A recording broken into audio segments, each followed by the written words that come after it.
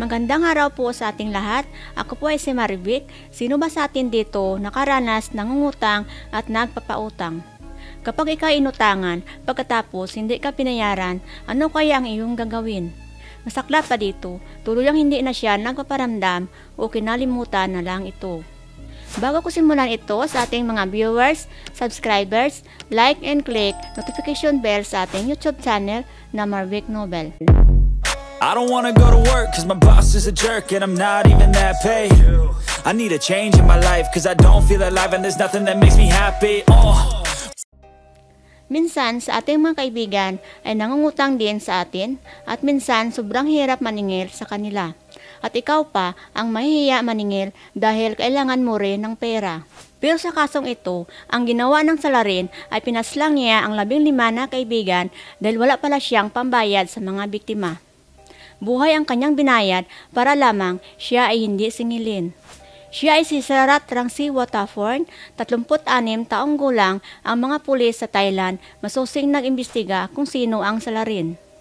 Dahilan, ang kanyang mga kaibigan biglang nawala at namatay.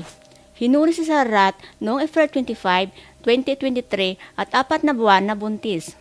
Natuklasan na siya ang salarin dahil bigla itong namatay. Kaya may 15 pa siyang mga kaibigan, naghinala sila na bigla din itong namatay at si Sararat ang huli nilang kasama nito. Ang mga pamilya ng biktima ay lumapit sila sa mga pulis para imbestigahan ang kanilang pagkamatay at hinala nito. Ayon pa sa salaysay at pag-imbestiga, ang mga biktima ay nilason.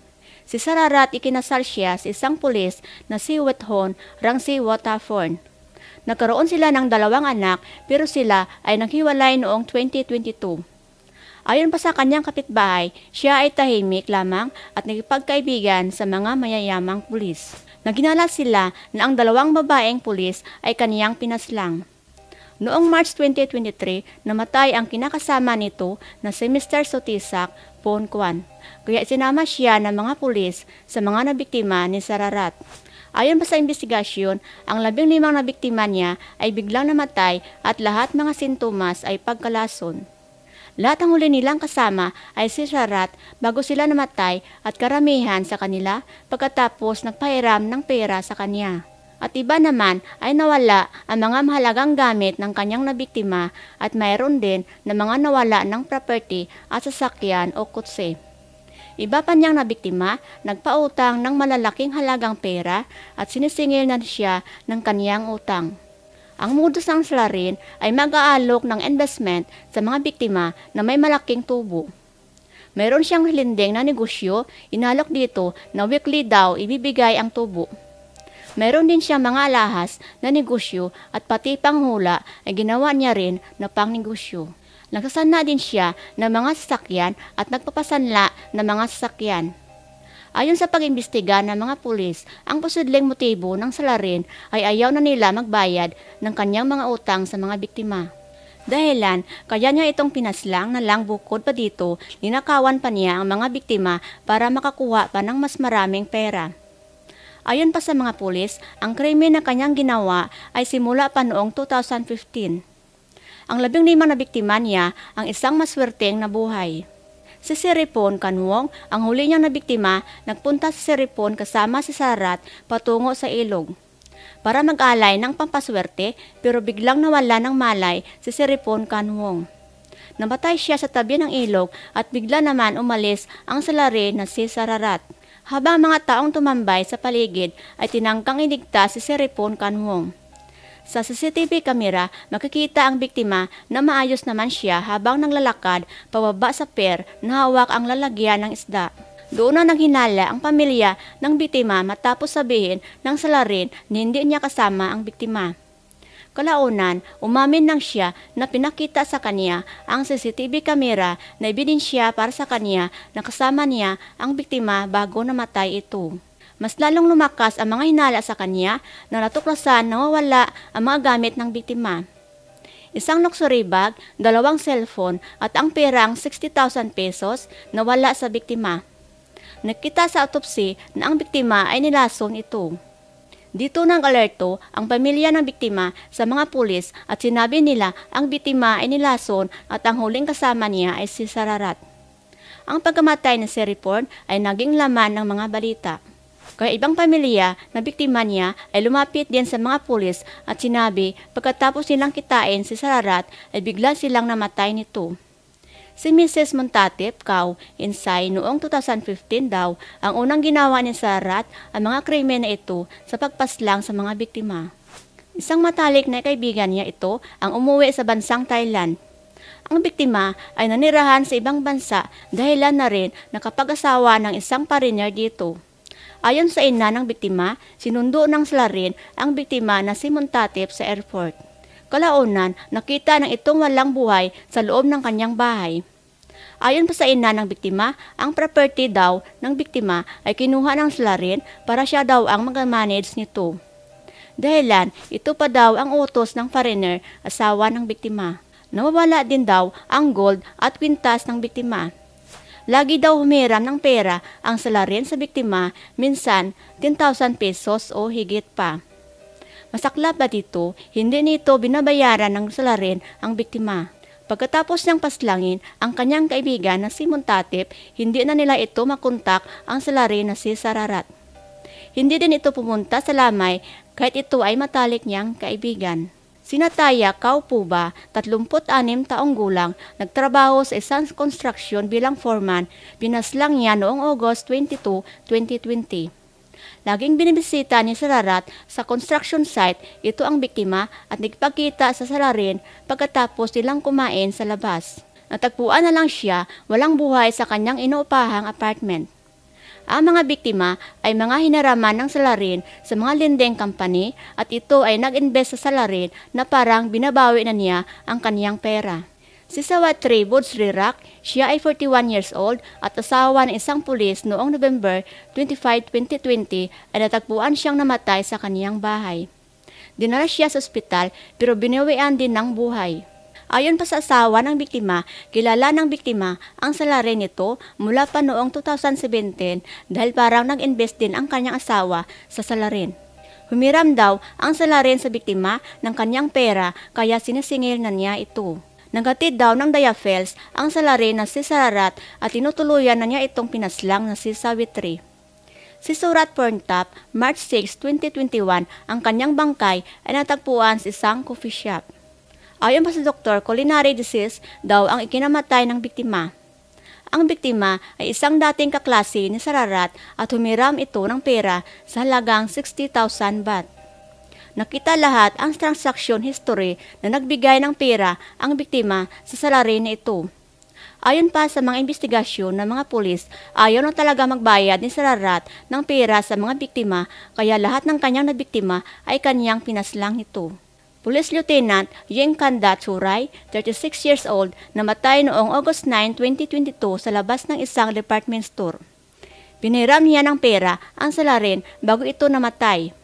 Bumangga ang kanyang kotse at akala ng lahat inatake ito sa puso kaya daw ito namatay. Napag-alaman ng biktima ay kinita din ng salarin na si Sararat sa isang mall pagkatapos hindi na itong nakauwi ng buhay sa kanilang bahay. Nawala pa ang kanyang smartwatch, iPad cellphone at dashcam sa kanyang kotse. Si Chantrarat Wong Kresan, 43, namatay siya noong August 15, 2022. Nagkita sila ng salarin sa isang gasolinahan malapit sa kanyang bahay. Agad umuwi ang biktima, natagpuan na lang ang kanyang bangkay, dinala pa siya sa ospital pero hindi na siya nailigtas. Una niyang pinapautang din niya ang salarin ng pera sa halagang 27,000 baht. Sa araw mismo ng kanyang pagkamatay, binigyan niya ng pera sa halagang 70,000 baht. Si Ginang Manirat Ponchanart, 52 years old, natagpuan siyang namatay sa isang palengke. Noong September 10, 2022, 4 na taong nakikilala sila ni Sararat, humiram na ang pisalarin ng pera sa biktima sa halagang 270,000 baht. Nagkita sila ni Sararat sa isang lugar at gamit ang kanyang motorsiklo. Nang bumalik na ang biktima sa kanyang bahay, ay tumabi daw ito sandali sa isang tindahan at sinabi niya sa tendero na hindi siya makahinga. Agad nahilo siya at dinala pa ito sa ospital pero hindi ito nakaligtas. Si Miss Kanika Tula de Charak, 45 years old. Noong September 12, 2022, natagpuan ang bangkay ng biktima sa isang gas station. Isang araw, bago kanyang pagkamatay, nakita ang dalawa para tubusin ang gintong nasa halagang 200,000 baht. Sa isang sanlaan, nakunan sila ng dalawa sa CCTV kamera. Ang pirang pinangtubos ay galing sa biktima na si Kanika at ibinigay ng salarin ang alahas na tinubos nila at inlagay sa bag ng biktima. Pero kinabukasan, nakita sila muli sa isang gas station at biglang namatay ang biktima na si Kanika. Ang gintong tinubos nila ay tinangay ng salarin na si Sararat pati ang cellphone ng biktima. Inaresto ang salarin at nakuha sa kanya ang alahas na ginto nito at cellphone ng biktima. Si Ms. Posadi Sambonme, 45 years old. Noong November 20, 2022, namatay siya sa loob ng kanyang bahay. Nagpahiram din siya ng pera sa salarin, tumatanggap daw siya sa sanla ng sasakyan at kinukuha ang investor ng salarin sa iba niyang negosyo. Bago din namatay, nakita sila ng salarin. Ang biktima nito ay mayroong sakit na leukemia at nagpapagamot ito at nang namatay ang biktima ay pinuntahan daw ito ng salarin ang kaniyang pamilya. Kasama ng salarin ang kanyang asawang pulis at tinangka nilang kumuha ng pera sa pamilya ng biktima. May utang daw ang biktima sa kanila pero ang totoo nagsinungaling itong salarin. May isang herbal na bote ang sinasabi ng biktima sa kanyang pamilya at anak nito nakuha niya ito galing sa salarin na si Sararat. Nakita nila sa loob ng freezer at napag-alaman na ang herbal na iyon ay may lason pala ito. Mr. Tutesak Fongkwan, 35 years old. Ang bagong asawa ng salarin na si Sararat ay natagpuang patay noong March 12, 2023 sa araw mismo ng kaarawan ng salarin. Silang dalawa ay namamasyal habang nagbiyahe sila, nagsimulan ito ng susuka ang biktima. Sabi ng biktima, dalhin siya sa ospital pero sagot naman ng salarin, hindi daw kailangan admit sa ospital. Kaya nagpasya silang umuwi sa kanilang bahay at tuluyang namatay ang biktima. Pero bago namatay ang biktima, nag-loan pa silang dalawa. Police Lieutenant Jennifer Senchan, 38 years old, namatay noong April 1, 2023. Nakipagkita din ang salarin sa biktima pero bago sila nakita, nag-withdraw ang biktima ng pera 100,000 baht sa kanyang bank account. Nakita sila sa isang temple at bigla itong nawalan ng malay at namatay. Pero ang dala niyang cash 10,000 at tuklasan din na may nag-withdraw ng pera na 40,000 baht sa bank account ng biktima. Ang nakaligtas sa kanyang inutangan na biktima ay si Miss Kantema Fasard. Siya ay nagpahiram ng pera sa salarin na ito sa halagang 250,000 baht. Naniwala siyang namatay sa oras na iyon kung hindi siya agad nadala sa ospital. Binigyan din siya ng salarin ng mga gamot sa tableta para sa kanyang ubo. Habang sila ay nasa loob ng isang mall at namamasyal doon. Nagmaneho na siyang palabas sa loob ng mall, nakaramdam siya ng paninikip ng kanyang dibdib. Nasipan niyang tawagan ang salarin para humingi ng tulong pero biglang pinuto ni Sararat ang kanyang tawag nito.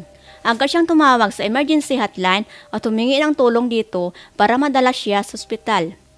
Hindi na daw siya makahinga pero sa kabutihang palad, saktong dumating ang ambulansya at siya ay nakaligtas pa nito. Ang mga hinalang kasabwat ng salarin na si Sararat umamin ay ang dating asawa niya na pulis na si Withon, Rangsi Wataforn sa mga investigador.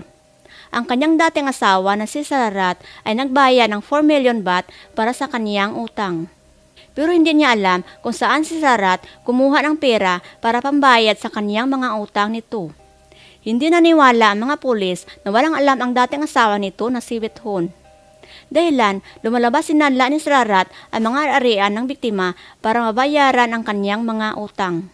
Ayon din sa investigasyon, sakasabwat siya sa mga pamimiki ng mga dokumento. Inutusan din siya ni Sararat, i-drive niya ang kotse ni Sutisak Fongkwan. Ang dating kinakasama ni Sararat, ang kotse, pinadrive ni Withon sa isang malayong lugar at ibininta din ito ni Sararat. Pero ang dating mag-asawa ng diborsyo sila noong 2022 pero magkasama pa rin sila sa isang bahay hanggang 2022. Pinaimbestigahan din ng mga pulis ang mga ararian ni Sararat matapos silang natuklasan na mahigit kumulang 72 million baht o halos 1.3 million pesos sa kanyang bank account. Ang mga pera mula sa kanyang bangko ay pinapadala niya sa ibang bank accounts. Pinaimbestigahan din ng mga pulis ang iba pang may-ari ng bank accounts dahil karamihan sa mga ito ay mga kriminal. May mga iba pang ebidensya na tagpuan sa kotse ni Sararat, mga kontrata ng mga utang at mga lason. Si Withon naman ay inaresto at na-dismiss din sa pagkapulis. Pero siya ay napiyansa matapos sabihin ng korte na walang ebidensya ang mga pulis na kasabwat siya ni Sararat. Sa ngayon, sina Sararat at Withon pa lang ang mga salarin sa mga kasong nahiharap sa kanila. Ayon pa kay Sararat, siya daw ay inosente dito, pati ang kanyang dating asawa na si Withon. Pero hinala ng mga pulis, dito ay mayroon pa siyang ibang kasabwat na mga pulis. Nakulong siya ngayon sa Center Women Correctional Institution sa Bangkok. Hinihiling ng mga pamilya ng biktima na bitay ang maging sentensya kay Sararat ayon sa batas ng Thailand, walang sinuman na kriminal na pwedeng bitayin kapag ito ay buntis. Posibleng habang buhay, pagkabilanggo ang kanyang hatol dito. Kaya sa ating mga kababayan at mga tao na kapaligid sa atin, kailangan nating mag-ingat sa mga nangungutang at hindi mo pala alam, wala siyang plano magbabayad sa iyo at humantong pala sa kapahamakan ng iyong buhay. Minsan, dahilan na rin sa pagtitiwala at respeto sa ating kapwa. Hanggang dito na lang po ang ating kwento at sa muli nating pagsasama at pagsubaybay sa ating YouTube channel, huwag kalimutan subscribe, na like na at mag-iwan ng inyong komento sa ating YouTube channel na Morvic Nobel. Magandang araw po sa ating lahat. Get up, nah I ain't a quitter. Toss me the ball, I'm a really big hitter. Big picture, I'm a straight killer. Rising the song to the highest bidder. Got juice, got gas, I'ma move fast. New shoes, new tracks, like who's that? I'm new, come back better than last. Yeah, it's a new me, never gonna look back.